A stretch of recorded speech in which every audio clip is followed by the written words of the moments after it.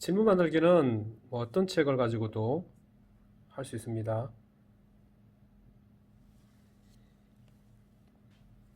생쥐 한 마리가 바다를 보고 있네요.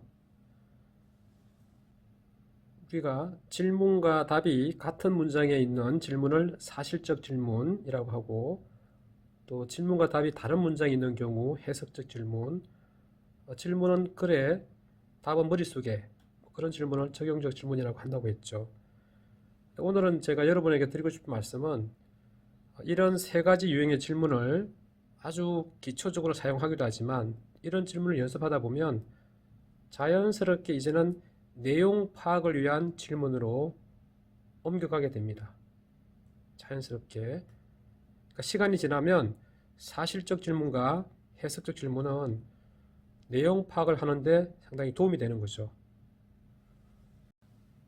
내용 파악할 때는 여러 가지 많습니다. 많은데 우리 어린이들이 좋아하는 이야기책의 경우에는 인물의 특징을 파악하는 게 상당히 중요합니다. 인물의 특징, 그리고 또 인물이 한 일이라든지 인물의 생각, 인물의 태도, 등장인물에 대해서 파악하는 게 상당히 중요하죠.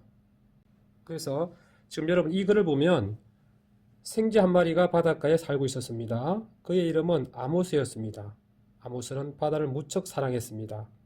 아모스는 바다에서 풍겨오는 냄새를 맡거나 밀려오는 파도 소리를 듣는 것이 너무나 좋았습니다. 크다랗게 일어난 파도가 부서지는 소리나 작은 조약돌을 굴리며 그 파도가 쓸려 나갈 때 나는 소리가 좋았습니다. 여러분 한번 생각해 보세요. 이런 글을 가지고 우리가 독해력 평가 문제를 낼 수 있는 거예요. 어떤 문제를 낼 수 있겠습니까? 다음 글을 읽고 아모스에 대해서 바르게 설명한 것은 어느 것입니까? 또는 아모스에 대해서 바르게 설명한 게 아닌 것은 어느 것입니까? 이런 문제를 내는 겁니다. 왜 그런 문제를 내겠습니까? 그렇죠. 글 내용을 정확하게 파악했는지를 알아보기 위한 그런 이유가 있는 거죠. 그런 목적이 있는 거예요. 그래서 여러분 사실적 질문, 해석적 질문이 글에 있는 내용이니까 질문도 쉽게 만들고 답도 쉽게 할 수 있잖아 이렇게 생각할 수 있지만, 이런 학습을 계속 하게 되면 자연스럽게 독해력이 향상되는 겁니다. 어떤 문제를 낼 수 있을까요? 아마도 이런 학습을 많이 한 어린이, 이런 질문 만들기를 많이 한 어린이는 아마 이런 문제를 낼 수 있을 거예요. 충분히. 제가 한번 그 문제를 적어 볼게요. 질문을 한번 적어 보겠습니다.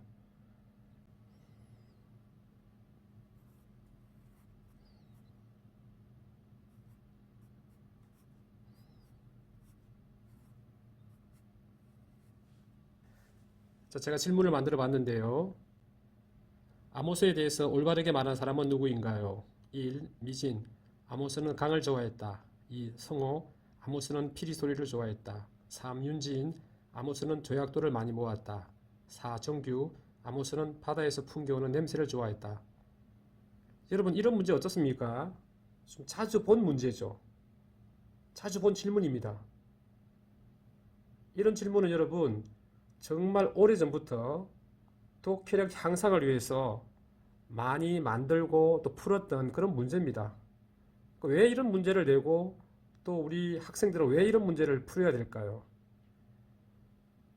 이런 문제를 푸는 과정을 통해서 본인이, 학생이 내용을 확인했다는 것을 확인할 수 있는 거예요. 물론 이 문제는 선택형 문제죠. 고르는 문제입니다. 이 내용을 글로 쓰게 할 수도 있겠죠. 질문을 만들면. 사실적 질문, 해석적 질문, 이런 질문을 계속 또 만들고 연습하면 자연스럽게 또 다른 질문을 만들 수 있습니다. 그런 질문을 만들고 하면 독해력이 향상되는 겁니다. 자연스럽게. 지속적인 연습이 필요한 거죠. 사실 연습이지만 학습이기도 하죠. 공부입니다.